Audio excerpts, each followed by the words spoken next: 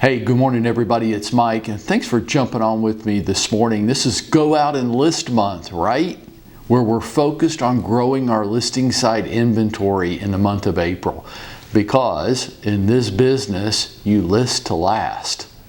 We have to create a listing site business to have a strong, balanced real estate practice. So far this month, we've already discussed an effective approach to for sale by owners, a 5-part strategy for geographic farming, how to approach an expired listing, and this week we're covering 5 key concepts to taking more listings, which will be critical to understanding how to position ourselves as a listing site agent.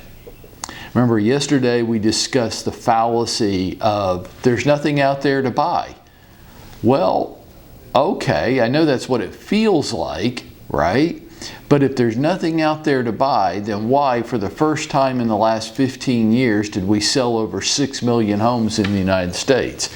If there's nothing out there to buy, then what are people buying 6 million times? It's a fallacy. It's just not true. And yesterday we discussed understanding what really is going on in the marketplace today so we can help our seller prospects move through the process, right? Today, let's address people who say, like you hear people say this, like I do every day, I'm going to wait for the market to calm down, to crash, for interest rates to come back down, for this big catastrophic event that is surely to happen any minute now. Oh my gosh. You know, when I hear people say the things like this, I think they just don't understand what is driving the market today. They just don't understand. They're amateurs.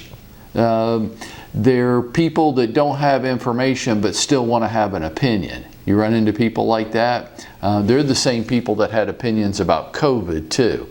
And before that, it's politics, it's religion, it's every facet of life. Though they've been marginally effective in their life, they still have these gigantic world views which they're so certain are right. Okay, let's talk today about the 5 things that are driving the real estate market today.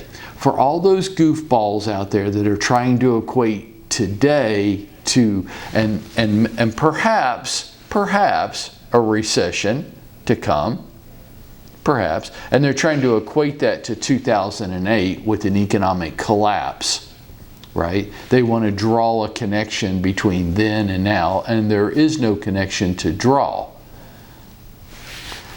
What's driving the market today?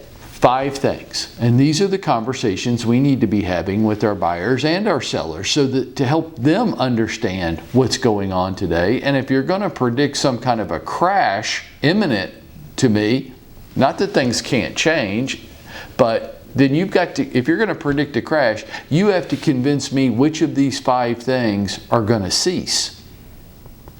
Number 1, this year we have 10 million millennials turning 30 this year. That's called one thing, folks. It's called household formation. If you want to see what we're talking about, walk right down to Bob Clarkson's office and talk to him about his recent marriage and his pending baby arrival. It's household creation. Bob's 32, his wife is about 30. They're creating a household. So are 10 million more people just like them in this country. Number 2, population migration. This maybe is number 1. Have you figured it out yet? People are moving here, and they're moving here from all over the country, and in fact, from all over the world. We are a sunshine state. Atlanta is an attractive destination for people from the Northeast and the West Coast. And those people, when they move here, no matter how much homes have gone up in the last year or two, when you move from San Francisco, you think houses in Atlanta are cheap, and you're not shocked by it. When you move from Toronto to Atlanta, you are not shocked by real estate prices, nor New York City or many other parts of the country and the world. As a matter of fact, you come to Atlanta and despite the rapid appreciation over the last couple of years, you still think houses are cheap and you're willing to pay well over list price to acquire them because in your view, it's still very affordable. Wall Street.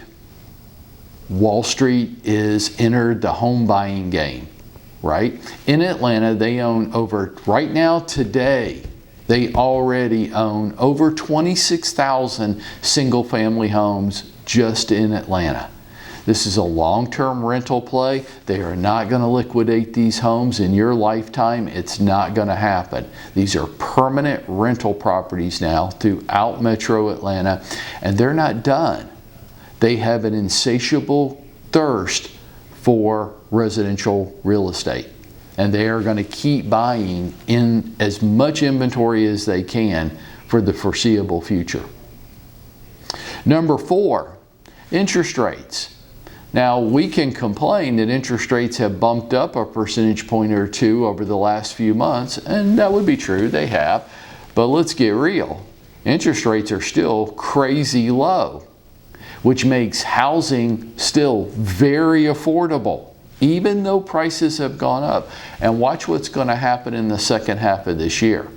They're going to start adjusting terms. So the 30-year fixed mortgage, which has been a staple of our economy, is going to become the 40 and 50-year fixed mortgage. Why? To keep housing affordable despite rising prices. So interest rates have remained historically low even with the recent increase. And I think the 5th reason what's going on in residential real estate right now has to be COVID. I don't think we can underestimate the impact that COVID's had on our culture. The fact is that it's changed many work environments throughout the country in all sectors of business, and many people either believe or feel, if I feel it, it could be true for me. They believe or feel that now they can work from anywhere. They're not tied to a location for their job. So because I can live anywhere now and do my job, perhaps I should. And perhaps I don't need to live in this cold weather industrial climate. Perhaps I can move to a more welcoming climate and culture like Atlanta from wherever I'm coming from. Maybe I don't need to live in a tax oppressive state like California. Maybe I can move to a lower tax burden state like Texas or Georgia. Right? I think COVID's played a significant part, and it's feeding the population migration, which was point number 1, but people now feel a freedom to live wherever they choose. Maybe they just want to be closer to family or friends. Maybe it's just that simple. And now, because of COVID, their job has created flexibility that allows them to make that decision. Folks, these are the 5 reasons why our real estate market's so hot today. It's not unbridled speculation. It's not craziness. If you move here from Los Angeles, you don't think our real estate's that expensive. You don't have a problem going over list price. If you lived here for a while, maybe you have that view, but people from other regions of the country don't, and they're willing to outbid you. These are 5 drivers of real estate. So for the prospects that you run into that are predicting doom and gloom for us, that's fine. I mean, everybody's entitled to their opinion, right? You're just not entitled to your own facts. You just have to convince me in order for me to go along with you that doom and gloom is coming our way. Well, which of these 5 things is going to slow down? Our practice session today at 9 o'clock, we're going to talk about what happens when you actually show up at the listing appointment. I hope you'll come join us for that. And all of this is our way every day of going out there and making it happen for ourselves.